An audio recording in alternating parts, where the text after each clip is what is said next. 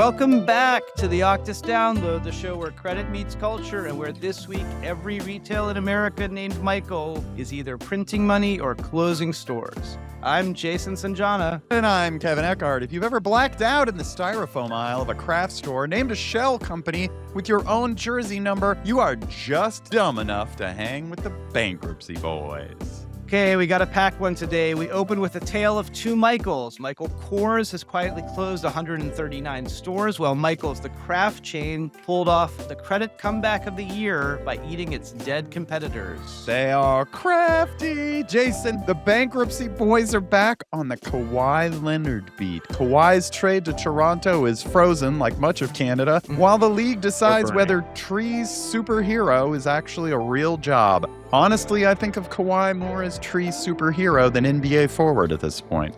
And we'll close with a World Cup edition of Culture Corner. The final is this Sunday at MetLife, and we will explain why the American run was secretly a credit investing story.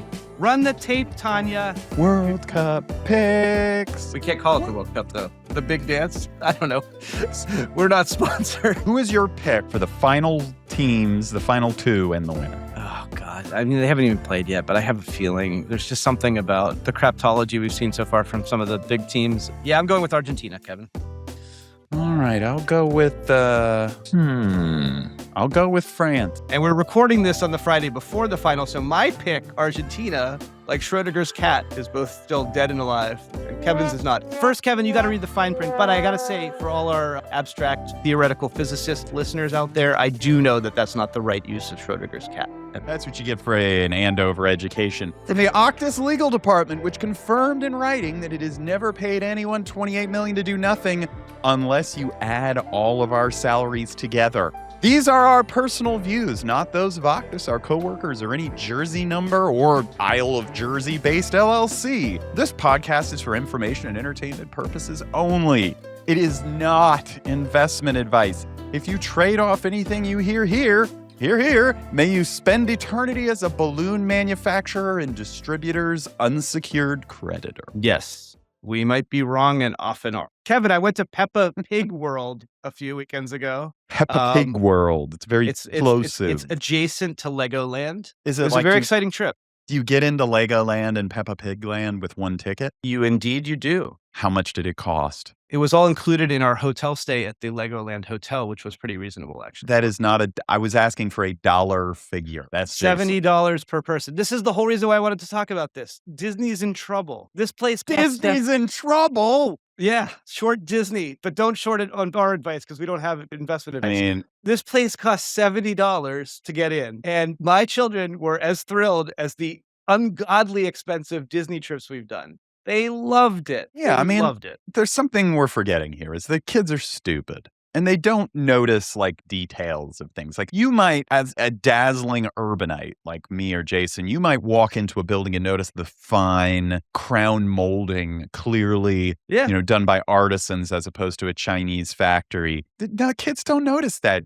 Kids are entertained. They're like cats. Give them a cardboard box. We drove from here in Miami to Legoland. We stayed at the Legoland Hotel. Breakfast is included. We went to both parks. The kids had an amazing time. They kept saying, "I'm so happy you took us here, Daddy. This is so great." They never said that for Disney World, and it cost 10 times as much. Like, this is just like going to be grubby. And they were thrilled. No, kids Everything is designed for kids. Everything is about the kids. There's no wait in the lines. You can go do whatever you want. Here's the problem with your investing thesis. Disney does not exist for the kids. People instinctively know that the kids don't care, right? This is all about the parents. It's about the parents being able to say to the other parents at a neighborhood grill or for you, I guess, a charity polo tournament. It would be like, we spent 10 grand to take our kids to Disney World. It's I did the parenting thing expensively, therefore I am better parent. And I think we've lost the thread because I don't think it's a fun enough adult experience to justify the cost anymore. And if parents realize they could take their kids to Legoland and get the same because they can't tell the other parents,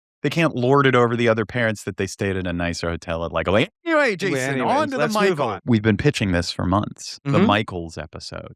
All Michaels, everything involves Michaels. Michael Kors comes first. The brand not the man. The man is thriving on TikTok, has closed 139 stores in 3 years, 812 stores in 2023, 673 today. 17% of the stores are gone. And quite frankly, I don't know that many stores. The headline from July 7th, luxury retailer closes 139 stores as merger fails. Sounds like the merger failed Tuesday, but it did not happen Tuesday. It happened in November 2024, buried in a 10K.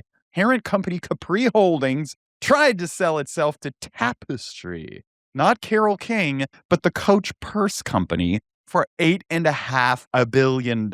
Jason, we need to get into the slapping our names on Chinese-made purses business immediately. The FTC, though, said no to the deal. It's going to block the market for mid-level purses with the there's designer a name on it. luxury purse defined market in the antitrust case. We covered it, of course. So we don't have to tell you everything. Check it out on Octus. Then Capri, instead of being acquired, sold Versace to Prada, which props to Comrade Muccia for winning again, seizing the means of production, one loudly branded handbag at a time. And now it is a 2-brand company with just Michael Kors and Jimmy Choo, which Tanya tells me are the most comfortable fancy shoes you can get. Mm-hmm. But that's half of the portfolio. The whole portfolio is Kors and Choo. Sales at Kors are down more than $860 million over 3 years. That's a lot of cheese. That's a lot. Yeah, it's a lot. And here's what's interesting beyond the head. I mean, those headlines are interesting enough. It's the second time Kors has done this. It ran a store purge from 2017 to 2020 and closed roughly 120 stores back then. The brand has been shrinking for almost a decade. The closures aren't a panic or a crash diet, more like a maintenance phase. The credit picture is not awesome. Fitch has Capri at a double B with a negative outlook. Awesome. EBITDA went from $450 million. Is that a technical? That's a technical finance lawyer term right there. And I didn't say EBITDA. EBITDA. The company is guiding to $300 million in CapEx for renovating the stores that survive. And the last quarter is really the tell. Revenue dropped a little bit more, but the company's net loss narrowed from $644 million to $3 million because the prior year's loss numbers was larded up with a ton of write-downs. So it's a smaller company. It's cleaner. It's still shrinking. But really, like we said this with Saks and we said it with Vegas, luxury is fine at the top. Value is fine at the bottom. But the $300 logo handbag market that Michael Kors does lives exactly in the middle where things are falling apart. That's the part of the market that is struggling massively. I mean, you got to come up, you got to do more than Michael Kors. People will continue buying things that they don't really want, but that they can afford. But you got to do more than just show up at Marshall's on the sale rack. The marketing has to be good. The stores have to have a theme. You have to do more. You have to do something beyond just saying we are cheaper than the thing you really want. But would you buy your wife a Michael Kors bag? No, she does canvas tote bag. This is not her thing. But look, what I would say is my impression of the consumer now is that people would rather save up for a Birkin or buy a knockoff Birkin, and this middle is just... People would rather save up or they drop a credit card bill. But the idea is the Kors level is for people who aren't going for to a brand, mortgage but their that future. brand doesn't signal something extremely important. Like we've been talking about this for years now. Like the consumer wants something memorable. They want an experience. And like premium economy is fine for an airplane seat, but I don't think it flies for what people are wearing. Jason, let me put it this way. I think there's always going to be a space for near luxury,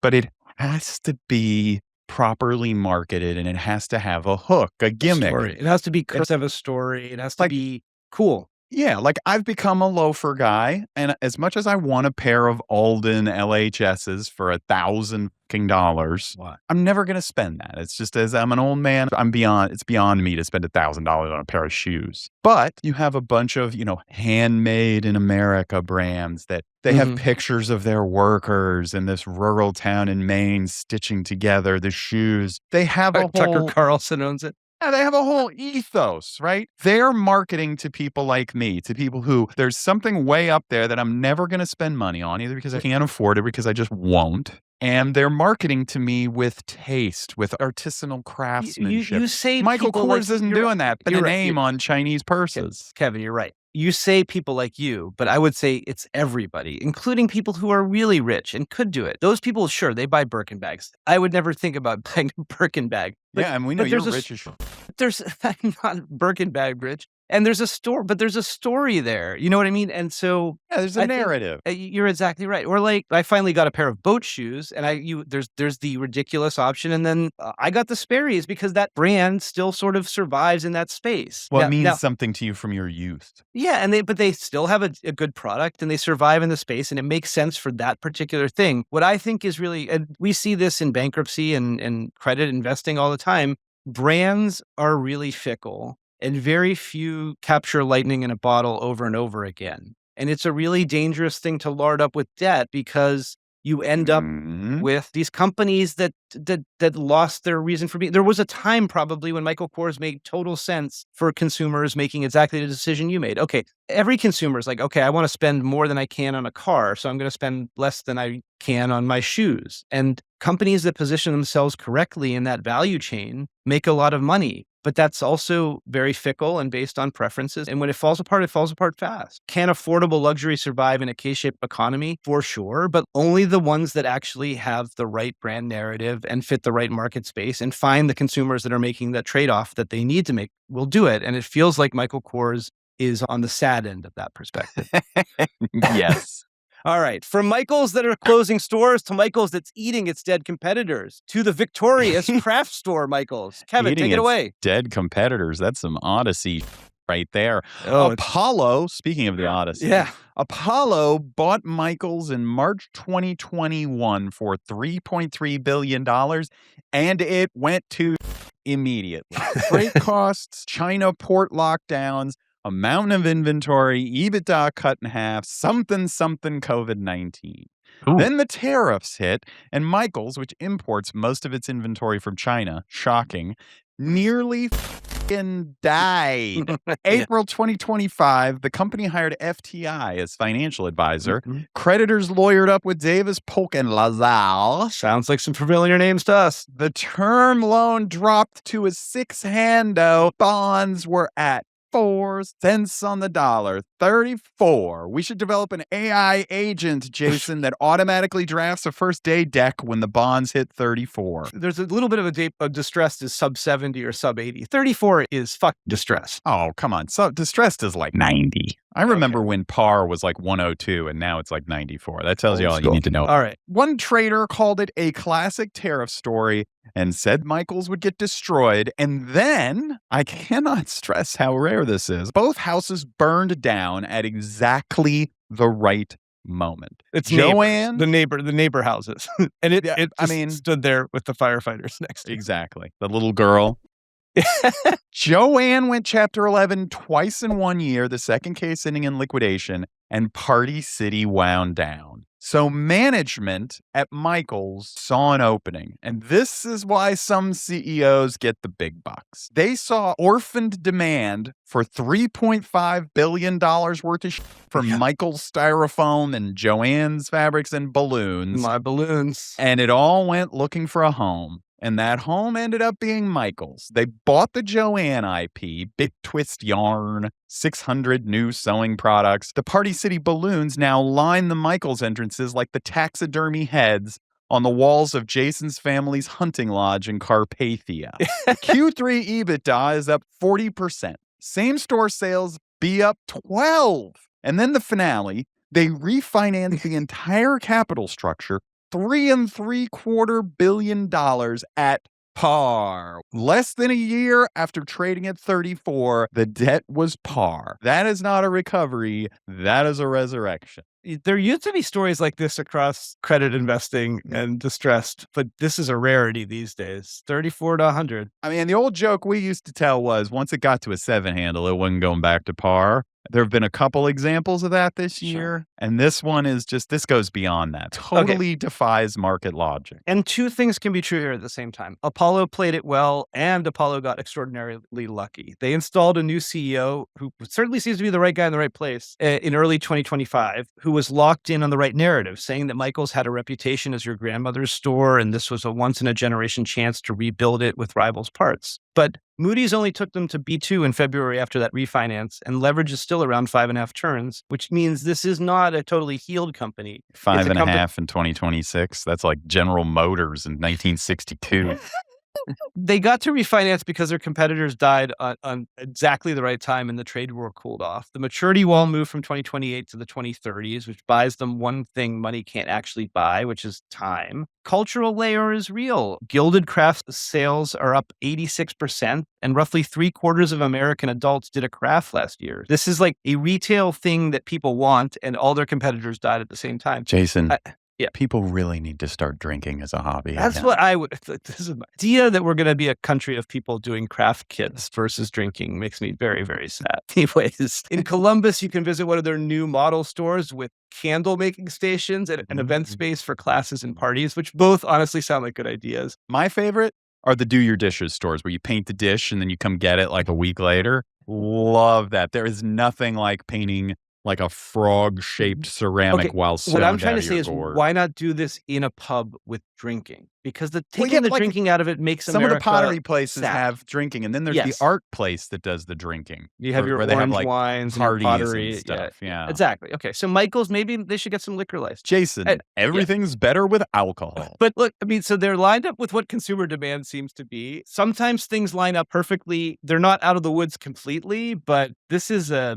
real success story. Folks, capitalism is beautiful. And we can finally settle the bar bet from our own planning call. The balloons had their own bankruptcy. The actual balloon factory, Anagram, Party City's balloon maker, the world's largest foil balloon manufacturer, and probably also the world's largest operator of extremely dangerous Mylar mines, filed its own Chapter 11 in November 2023 after Party City tried to tear up its supply contract. Lenders J.P. Morgan, Neuberger Berman, Little John, and Barings Strait bought the business. The world's entire They took over the keys, as we say. I mean, as a result, the world's entire SpongeBob balloon supply is now owned by a single credit consortium. And Soros thought breaking the pound was a baller move. And if you don't think those people also talk to the people at Apollo about some nice relationships they can have with their new company, you are not cynical like me. But I would say, Kevin, at least emotionally, I'm still owed credit by Party City. And since that no longer exists, I'm going to go try to take my emotional credit to Michael's and see if I can build a candle or something like that. To date, I have had not much success with using emotional debts as currency. All right. Well, speaking of things named Michael with complicated valuations, we have a sponsor, Jason. Yeah, we do. Good luck.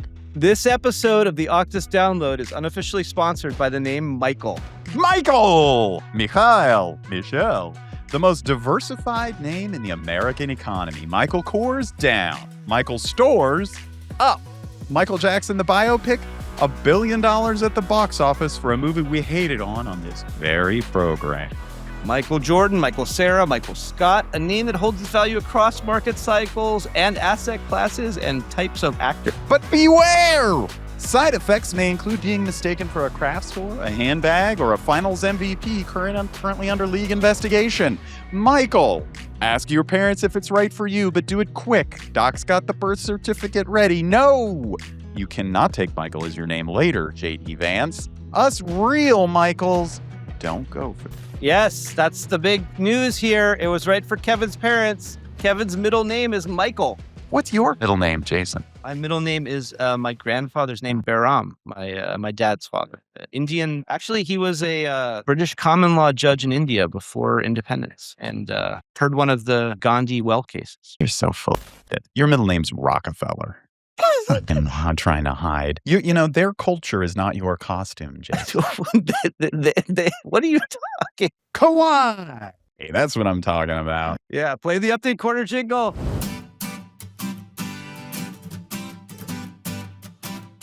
Hey there, facing tough times? When the numbers don't comply and the cash is run dry, don't you worry, don't you sigh. Call on the bankruptcy guys. On the Octus download, we make sense of the mess. From defaults to foreclosures, we untangle the stress. So pull up a chair and lend us your ears. The bankruptcy guys have been here for years. The bankruptcy guys, Kevin and Jason, are here. Okay, so the bankruptcy boys are back on the beat. Kawhi Leonard, a quick recap for new listeners, all four of you. Aspiration was a green bank, scare quotes on bank there. They did tree planting, carbon credits. They had a lot of celebrity backers. Wait. Scare quotes? What's scare quotes mean? I like air quotes. Steve Ballmer put $60 million of his own money into the company. The general concept was they would plant trees and sell credits that work into the carbon credit economy. Allegedly, not much of that actually happened. But Kawhi Leonard, the Clippers star, signed a 4-year, $28 million endorsement with Aspiration, for which, per reporting, Pablo Torre especially, he did absolutely nothing. No ads, no appearances, not one social media post. The reason anyone knows about this is our favorite genre of document, a creditor's list in a bankruptcy case. Aspiration went bankrupt. They renamed themselves before then. Pablo Torre read the findings. One of the largest creditors was an LLC called KL2 Aspire, 2 being Kawhi Leonard and his number 2, Aspired, a vehicle seeming related to Aspiration. And they put in their sort of bankruptcy disclosures that they still owed him $7 million. They didn't put in their bankruptcy disclosures was that all these insiders were telling Pablo Torre that he did absolutely nothing for it, and that the speculation and assumption and now being investigated by the NBA is that this was all a way to evade and get around the NBA's quite strict salary cap. Pablo Torre won a Pulitzer Prize for all this work. A podcast for a Pulitzer for reading a bankruptcy docket. This is our Super Bowl. And well, I thought we were going to get the bankruptcy Pulitzer podcast thing, but Pablo got it first. Since we last touched on this case, Joe Sandberg, Aspiration co-founder, was sentenced on June 1st to 14 years in federal prison. Yeah. 14 years. Judge Stephen Wilson, a Reagan appointee with 40 years on the bench, said the case touched almost every badge of fraud and called it one of the worst he's seen. Congratulations, Mr. Sandberg. You have impressed a federal judge with crime. When a federal judge starts handing out superlatives, you have accomplished something. The scheme seems to be forged brokerage statements to borrow $145 million, fake customers whose payments Sandberg funded himself, and an audit committee letter claiming $2 million in cash when the real number was far less. This one surprised me, Kevin, though, because the 14 years was more almost as like the max that the government was asking for. And it's pretty rare that a judge will not kind of split the baby a little bit. We see a lot of fraud in our sort of bankruptcy adjacent garden variety. We see this in bankruptcy. This isn't First Brand. In garden variety Florida that we see in bankruptcy all the time.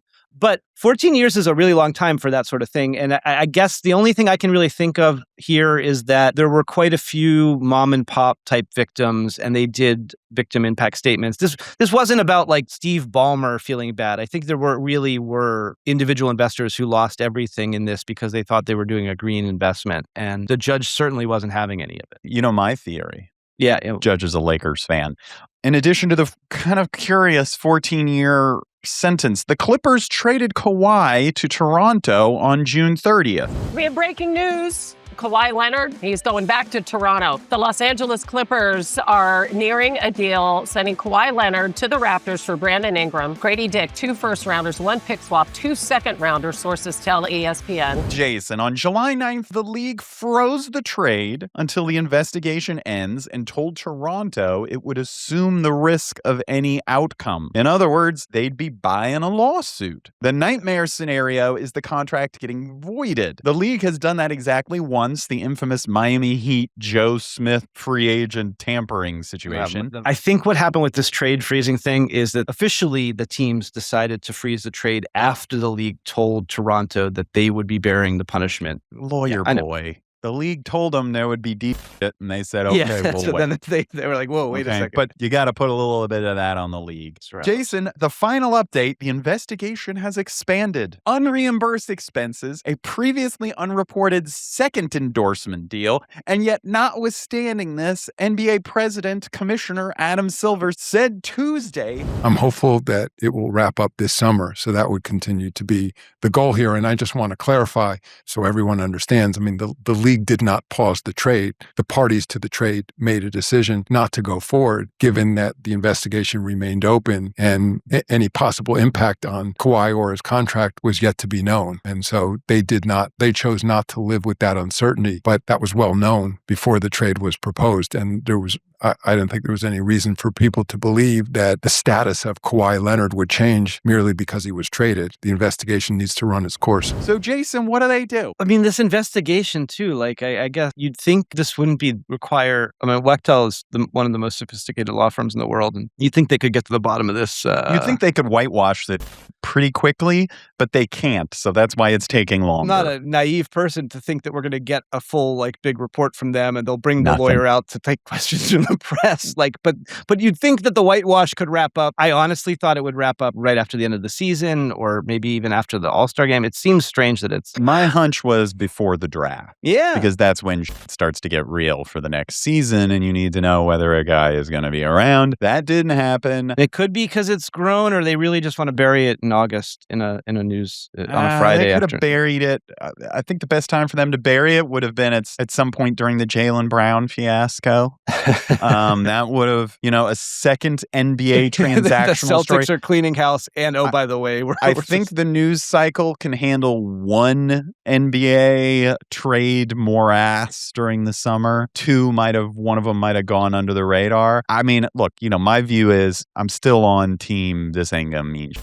They're going to fine Ballmer a little bit of money, the kind of money he has in the cushions of one of the couches in one of his residences, which I'm sure you visited. You're in the same social circles as Ballmer. We do polo together. They'll fine him. They'll take away some draft picks, which when was the last time the Clippers ever drafted anybody? I mean, the whole point of being an NBA team is to avoid drafting anybody. Unless it's, Wemby or like the number one pick every 5 years. Nobody wants to draft anybody. When was the last time the Miami Heat had a draft pick? That's because they're a well-run organization. I do not think this is going to be quite the whitewash you think it is. I suspect that a couple of data points in your 4 astute updates make me think otherwise. One, this investigation sort of expanding, taking longer than we would have thought. It sounds like the sort of internal investigation that has sprung a few leaks and can't get wrapped up the way everyone had hoped. And I suspect that there will be more punishments than you suspect. Yeah, I agree with this. These investigations, there are supposed to not be general counsel calls with the people doing the investigation. The whole point is to take the controversy, put it in a box, tape it up, mark it attorney-client privilege, send it to the lawyers, and then a month or two later, whatever looks like a reasonable time, you get a report back that says everything's fine. You never call them, you never talk to them. That's the idea. So yeah, it is evidence. Silver's clear impatience suggests that there is more than the usual issues going on here. So look, Jason, here's the thing. Here's the real crime here. We were deprived of something beautiful. Yeah. We were deprived of art. Yes. We lost something in all of this, and that was the Groot campaign. Preps to the Athletics' Mike Verkunov. Yeah. He found the only creative that Aspiration ever produced for its $28 million Kawhi investment. These are scrapped mock-ups. The reporting before was that they did absolutely nothing. Right. But there was one little thing. So Kevin hit it. It was mock-ups of Kawhi as a Groot from Guardians of the Galaxy style tree superhero killed with the directive to, quote, stop thinking about Kawhi. This feels like a dead end. I mean, these poor internal people were like, we have the best campaign. Well, let's make him our Groot. And they were like, don't mention that name again. Kawhi's a dead end. Some guy's at an advertising firm and he's an artist. He's got a master's in fine arts and he's already sold out a little bit. He's working at an ad firm and they come to him and they say, look, we've got something creative for you. We think we can finally use that amazing artistic brilliance that you possess, that you've been honing your whole life. You have been, you are trying, we have something for you. It is Kawhi Leonard as a tree who solves crimes or something. Yeah. Solves tree-related crimes. Looks like Groot, but not enough to get a copyright violation.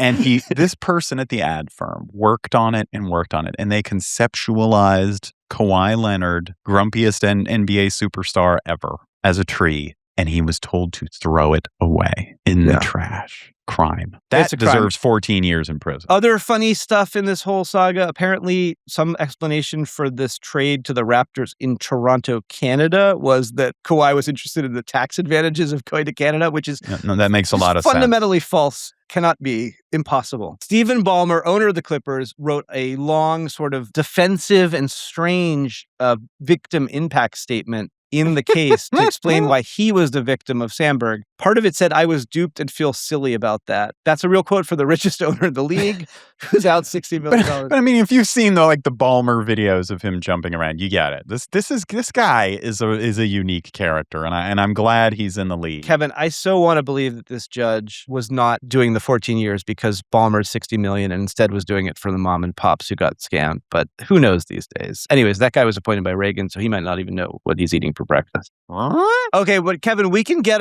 maybe our Pulitzer from all this will come when they actually file the fraudulent transfer case. We can bring a lot of firepower to that. Okay, yeah, we're with you. We're yeah.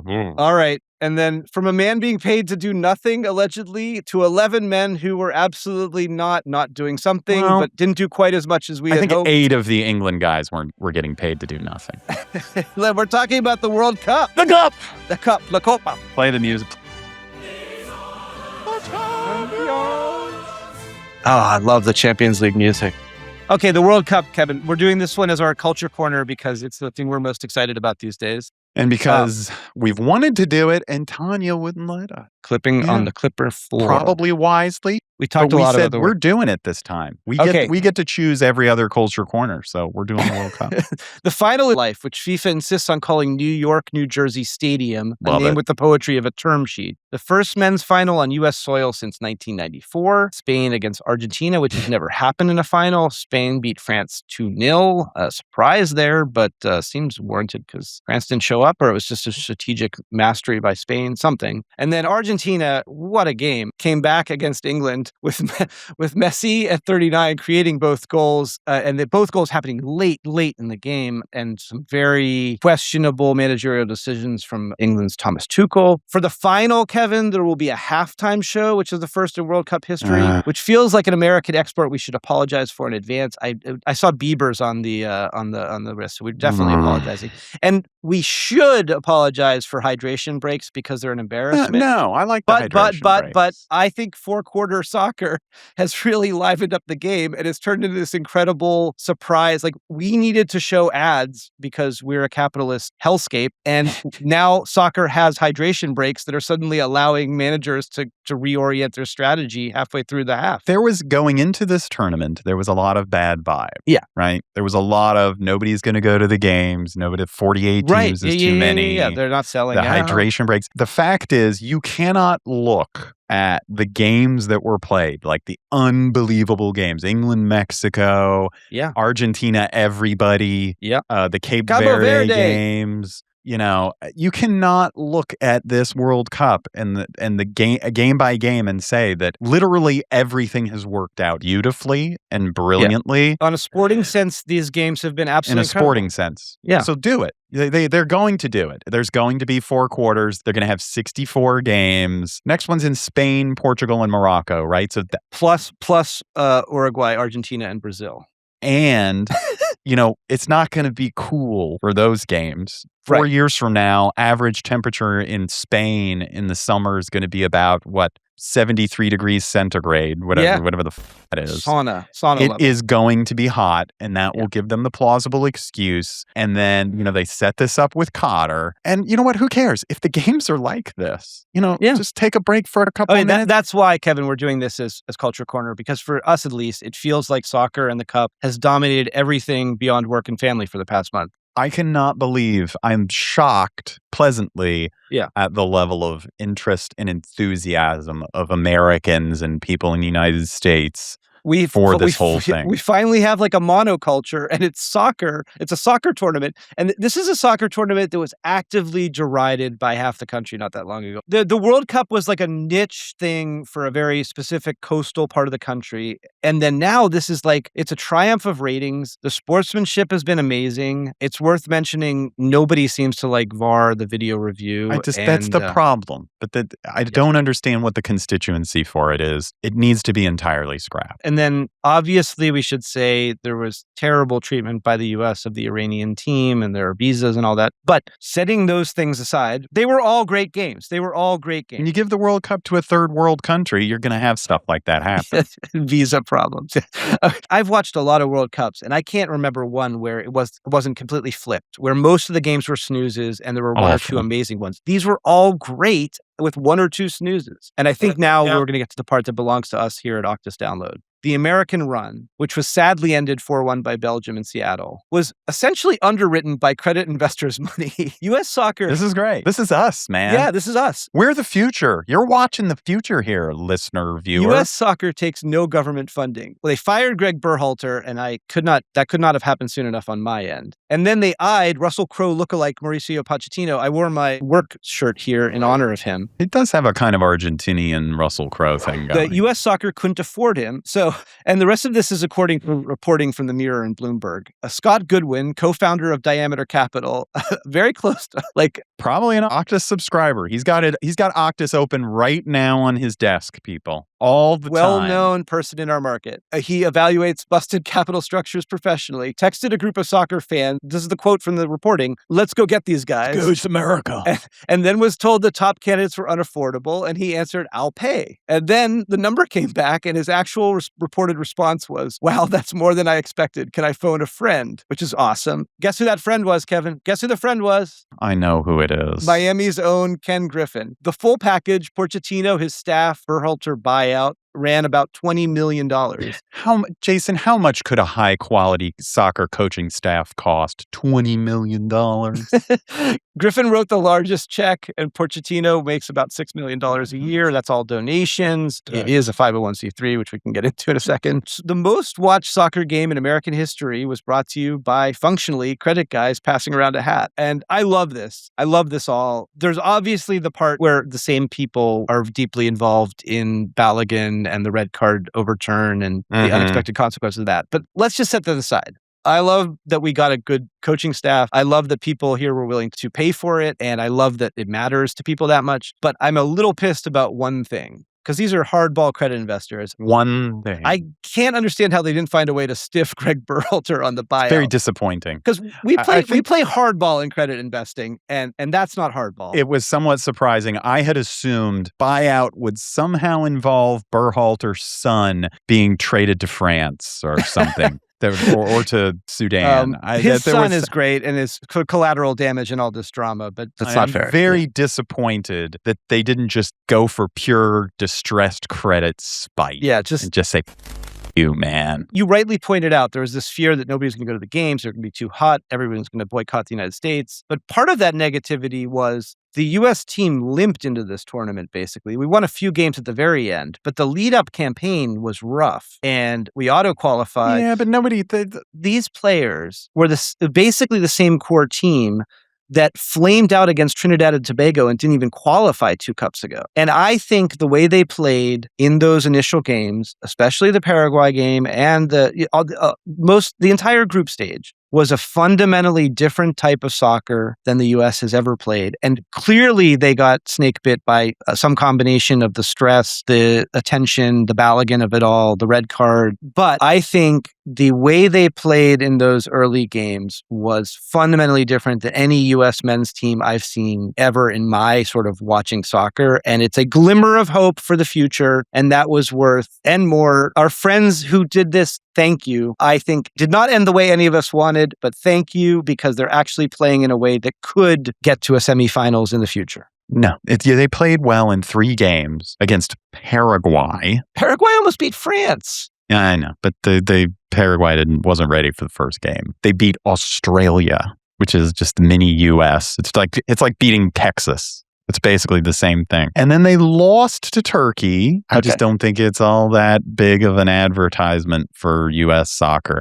The problem is those very same investor guys, not the credit guys, but the private equity guys who were buying up youth sports teams and charging kids $5,000. Alexei Lalas, you are wrong. Private equity ruins everything. What they need to do is get credit investors to run every aspect of this program. You're right, and by that, Kevin. I mean, I want a credit investor. I want one of the top credit investors in the world playing striker. Oh, you want them playing? I thought they were going to take over the clubs, the coaches, the development. U.S. soccer needs to be an all distressed debt operation. aspiration.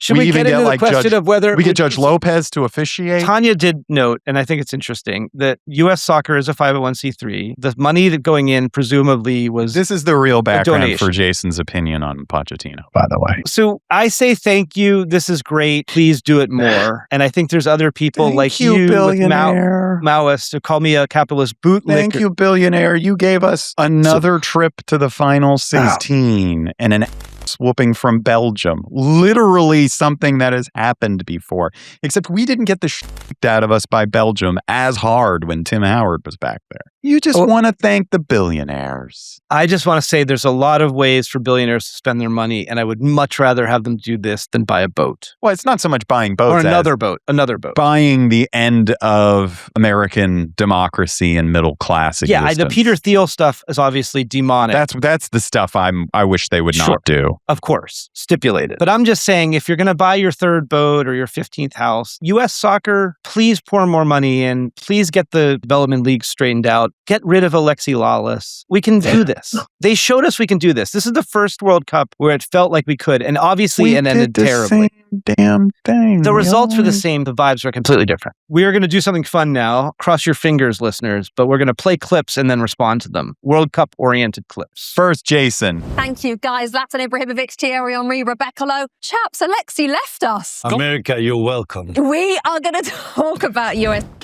By the way, Kate Abdo is fantastic in every way. So what we just heard, Kevin, was where Zlatan Ibrahimovic told America to thank him because they got Alexi Lawless off the show for one day, and he was in, I think, a different time zone than him and the rest of the crew. I mean, I love everything about Zlatan. First of all, Alexi Lawless, putting aside his politics and his rather weak soccer career record compared to Thierry Henry and Zlatan Ibrahimovic. Two of the greatest soccer players in history with Alexi Lawless, who was He's not a grown man ginger, and you can't trust them. Never trust a grown man with natural red or blonde hair. You're going to be in trouble. Just as background, the crew and the Fox, not the broadcast crew, but the specialists were Thierry Henry, Zlatan Ibrahimovic, and Alexi Lawless. Zlatan came on hard against Alexi from the very beginning and basically saying sort of stuff like, you don't know what you're talking about.